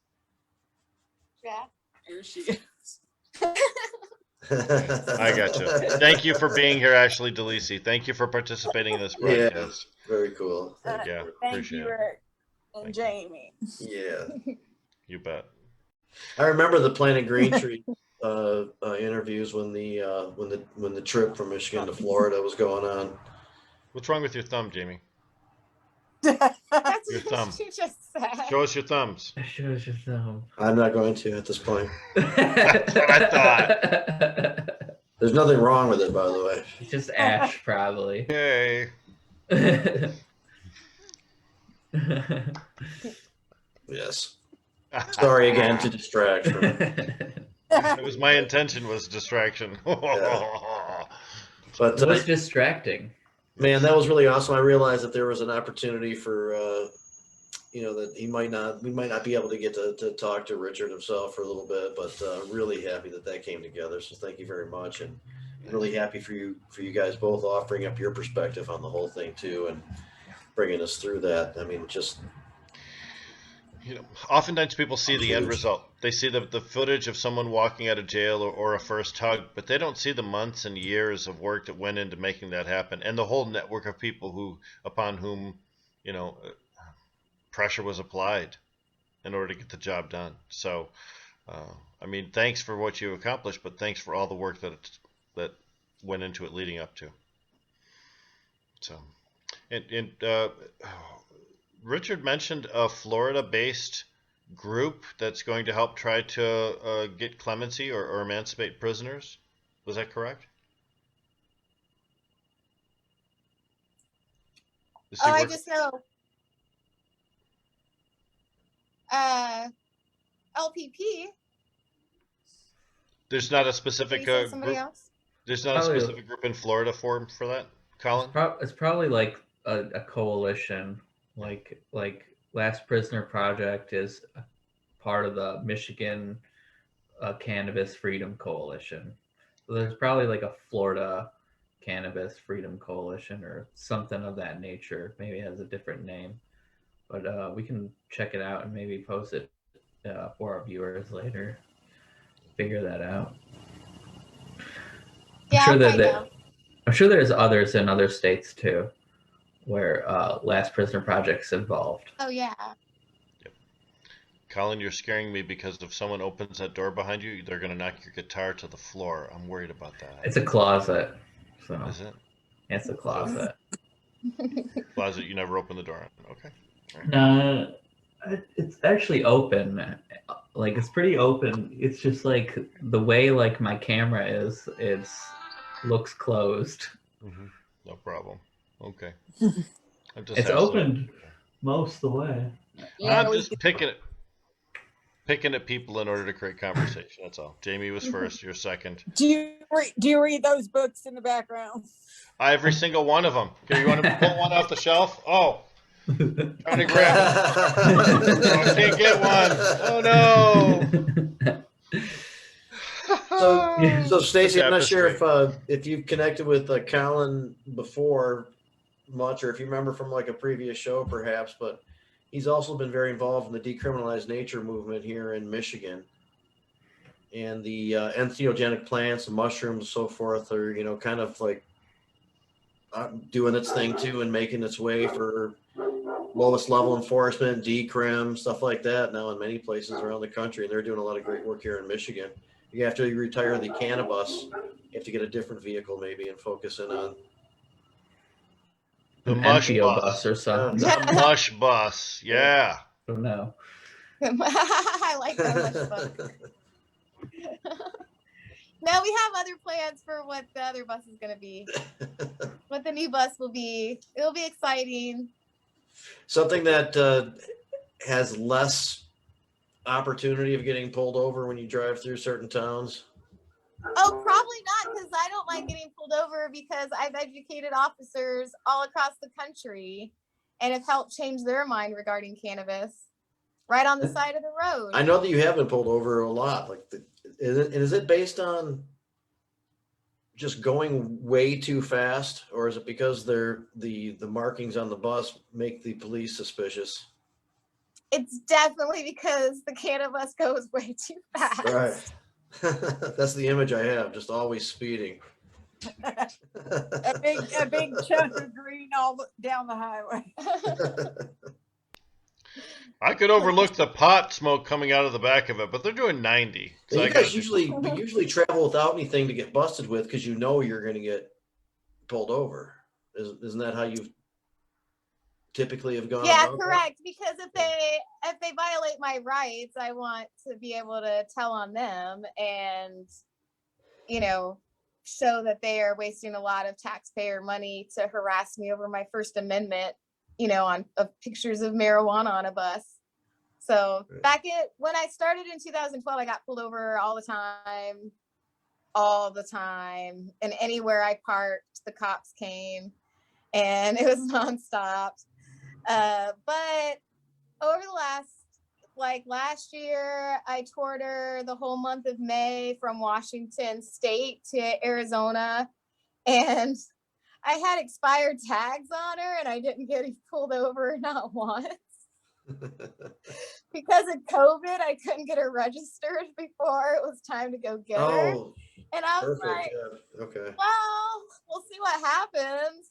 And I didn't even get pulled over. And then when she was running before the last couple of years, I rarely got pulled over. And the last couple of times I got pulled over, they didn't even ask for my driver's license. They wished me luck. So it's been cool to see that even on that side of things, there's been evolution and growth over the last decade.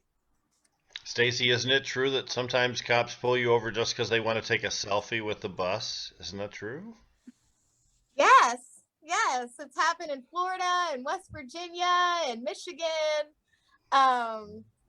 It's happened all over. Yeah. And I've had a lot of police officers wish me luck and let me know that once it's legal, I'm going to be the first one in line. And I really think that that's a key to peaceful street. That is such a huge solution when we accomplish safe access for police officers so they don't have to be alcoholics out on the streets going through DTs why they're even not drinking. They're still, alcoholics.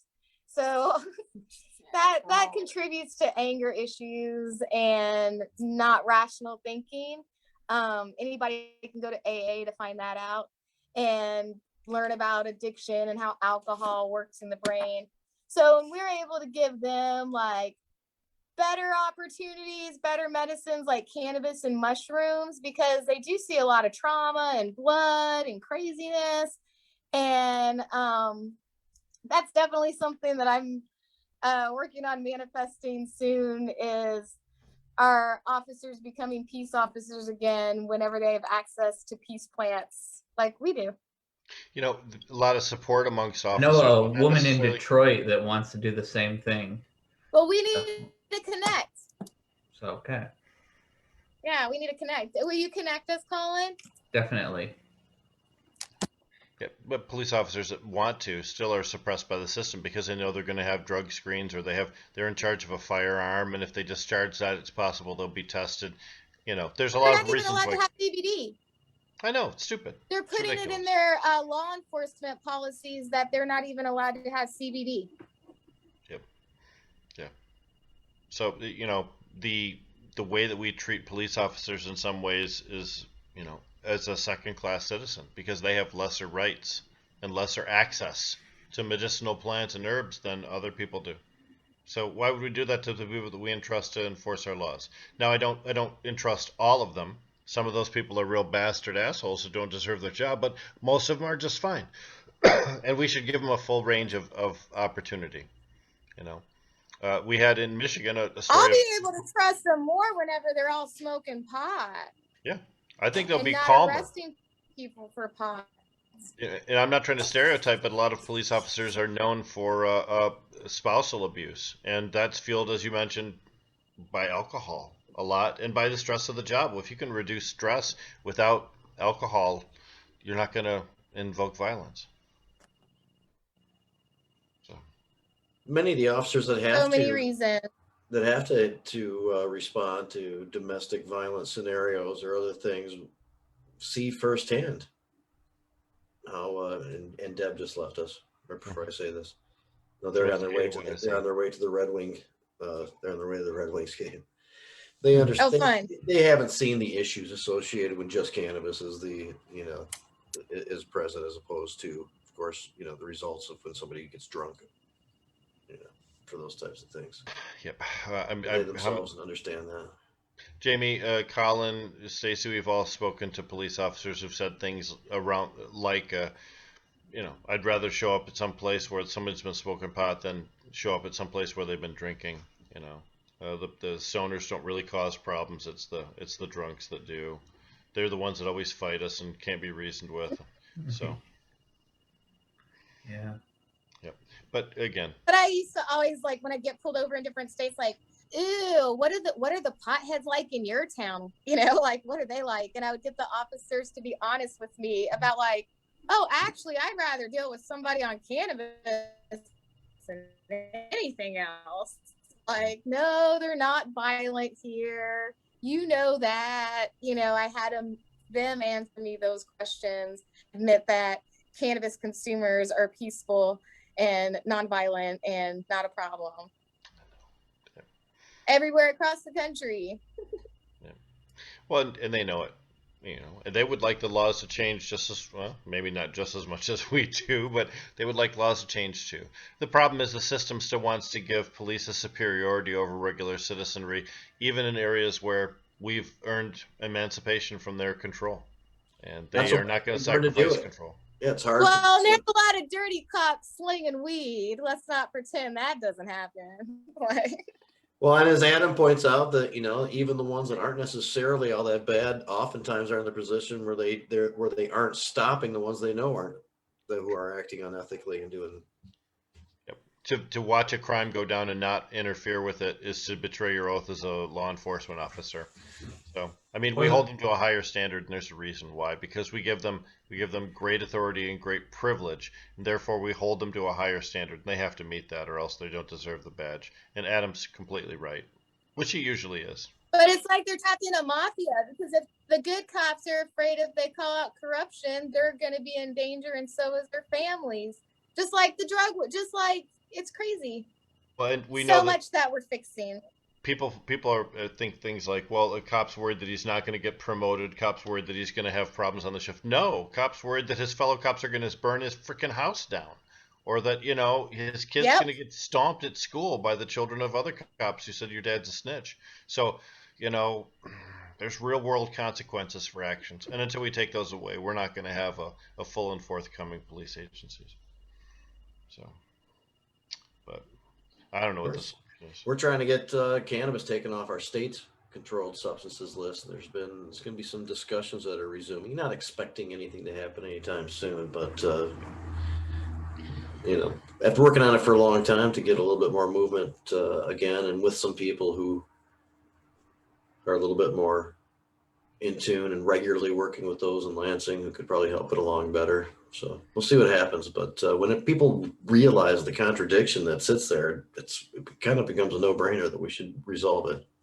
We talked today about Richard DeLisi staying in jail while people who are doing exactly the same thing make millions of dollars. That means it's a lie. We talk about Schedule 1 status for cannabis and on a federal level where there are states that openly declared that it's medical, and that means Schedule 1 status is a lie. If we want to be honest with our children and our grandchildren, we have to stop supporting government lies.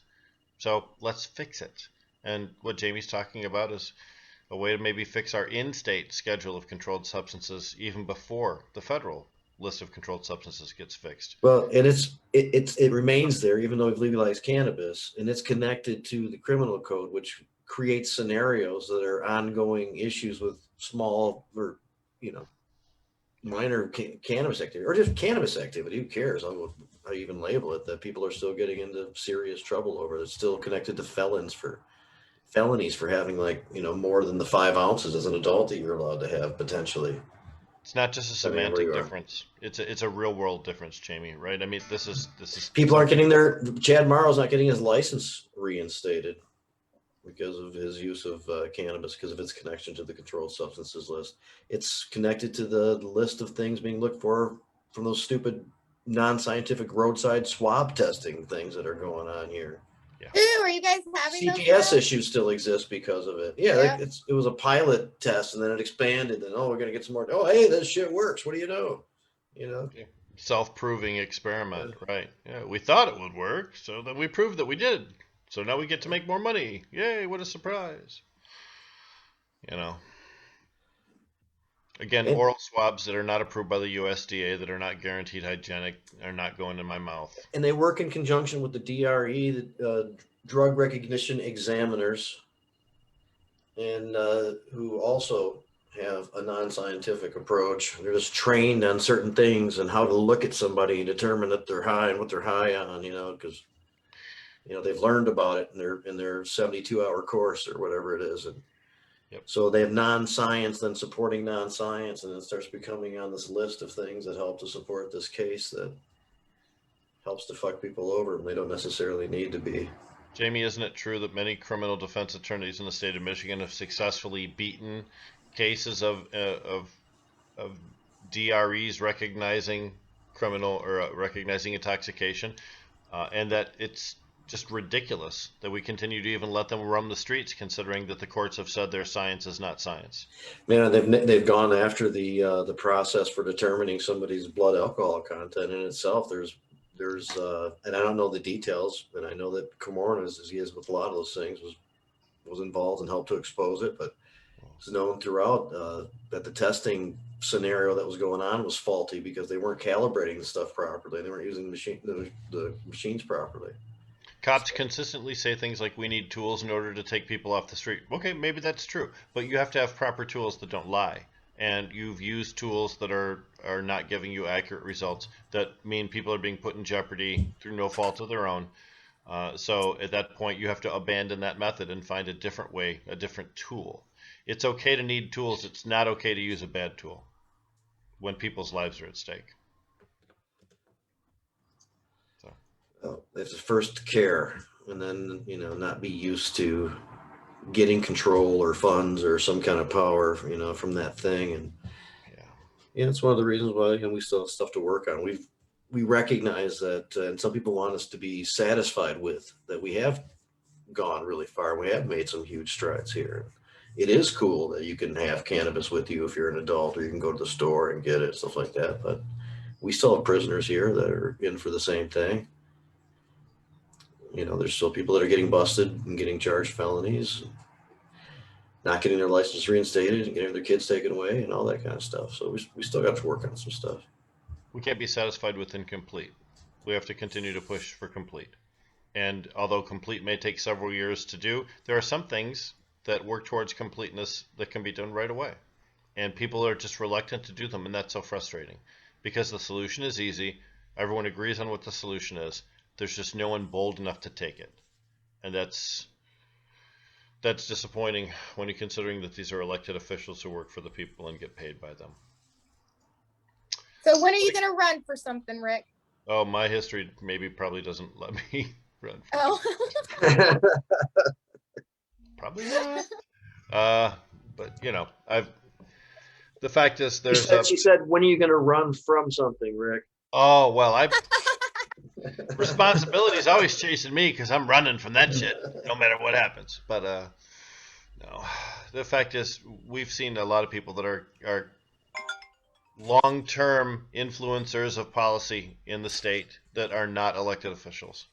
And to be honest with you, I've outlasted Senator Jones. I outlasted him when he was in the House of Representatives and now in the Senate. So my career has exceeded his. My career has exceeded 2 or 3 different heads of the marijuana regulatory agency. And sometimes you do a better job as a government watchdog than you do as a member of government. And he ran for sheriff after he was done being state senator in the place where he had been sheriff for like 30 years, but then lost that one. Yeah. So I think pretty much the end of that. Well, a lot of anti-cannabis people who made their fame in the legislature didn't do so well. Clint Kesto failed to get public office. Mike Halton failed to get public office. I think you mentioned Senator Jones. There's some others. You know, the fact is, when you look at cannabis, legalized cannabis is popular with about 65, 67% of Americans, and medical cannabis with more than 90% of Americans. So when you come out strongly against those things, how's that going to go for you next time you run for office, dumbass? Not good. It's unpaid advice. Take it for what it's worth, but dumbass, don't do that, dumbass. Anyway. Sorry. That's my message to all politicians. Hey, Support. Colin was laying it down last night. No, Rick is today. It's okay. Well, I had the eye. I had the eye last night, and it was really bothering me bad. What were you saying, Stacey? I'm sorry? What happened to your eye? I'm not going to give you the same same answer explanation I gave on Medical Mondays. I respect you as a woman. Fact is, I think I broke a tear duct in the eye. I was poking around at it. I had a little thing there, and I would dig over time, and then a bunch of fluid grew up, and then it's got this big saggy baggy thing there. But late at night, when I've been watching the computer screen for a long time, sometimes it ends up kind of gross, and so it's just a temporary thing. It doesn't affect my beauty nearly as much as the camera makes it appear that it does. So yes. Oh, good. You know, I didn't notice it until like you brought it back up. Stacey didn't pick up at all that there was a bandage poking your eye inappropriately. At all. I did. I just like. Yeah, Jamie, you always got to take us to that place, don't you? That's fine. Well, I just defined where you directly took us last night, I guess. Medical Mondays is, of course, a fun broadcast Jamie and I do on YouTube with a bunch of guys, and that's broadcast at 9 p.m. on Mondays. You can find that hilarious episode last night on their YouTube channel. Featured rapper Mike Fate and some other guys from the Mary Project, the Mary Documentary Project. Just in touch. Yep. Those guys are funny, man. They're really cool. They've been on Shelley's show too. Yeah, they're making history. That documentary, if they finish it, will be fantastic. They talked about the thousands of files they have of people they've interviewed that are going to get cut down to be in the documentary. It's quite exciting. Before we wrap up, Stacey, you've been around many of the states that are, allow for a lot more activity, and even in ones necessarily that don't. But when there's more to choose from, you typically might find some, the section of it, the area that's a little bit better than what's out there typically. And I'm just wondering, and as we talked about this on Medical Mondays too last night, since you've been around and tried cannabis all over the place, how does Michigan or fare, you know, to at large to what you've experienced, and you know, what are some highlights from anywhere that you've experienced? Oh, Michigan is one of my favorite places to smoke pot. Like, definitely one of my favorites.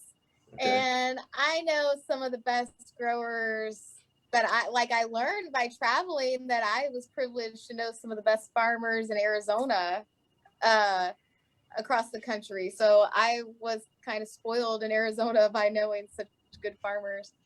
And then Northern California, and like Northern California is where it's at. I like a lot of their, you know, their outdoor. I like their outdoor a lot, just as much as anything else. Yeah, those are my favorite places. Nice. Well, appreciate that. Michigan, I've had for and other places, and it typically comes from Michigan. Nice. I learned. I'll take it. So it's like Michigan's like got good. I feel like it's because of the weather and it's because of the drug war that plants have to get moved. You know, like in history, plants have had to get moved so much, and when they go through stress and recover from that stress, they become more potent. So I don't know if you all, just because of the drug war has been so thick in Michigan, your stressed out plants have just like, their genetics are just like strong. You know, just like their people, like their fight, the strength, you know, the cannabis is designed to relate to its people that it's grown for. So that's how I've always related the two. But yeah, they got strong people that have had to fight through a lot of life, and the cannabis matches. Like, it's strong cannabis that helps. Yeah, it's like our sports teams take on the blue collar, hard working, you know, kind of identity. Yeah. So yeah. What is true is that a lot of Michigan is activity my went favorite on. You know, the caregiver system, and you know the MMMA and how it was structured.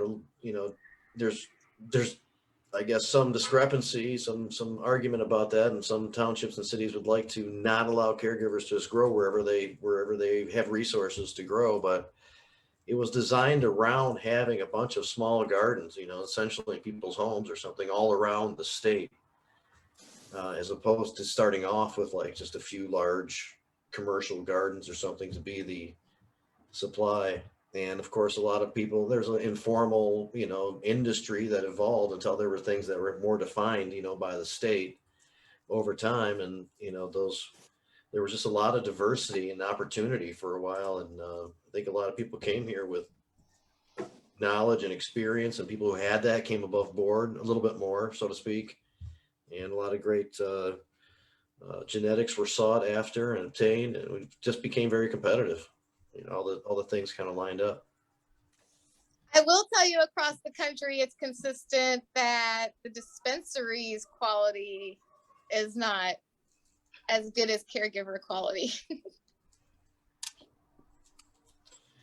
That I believe, and I think, and I believe that that's yep. because, you know, like you said, they should be like, you know, in a perfect designed world, there wouldn't have been no greedy monopoly things happening or whatever.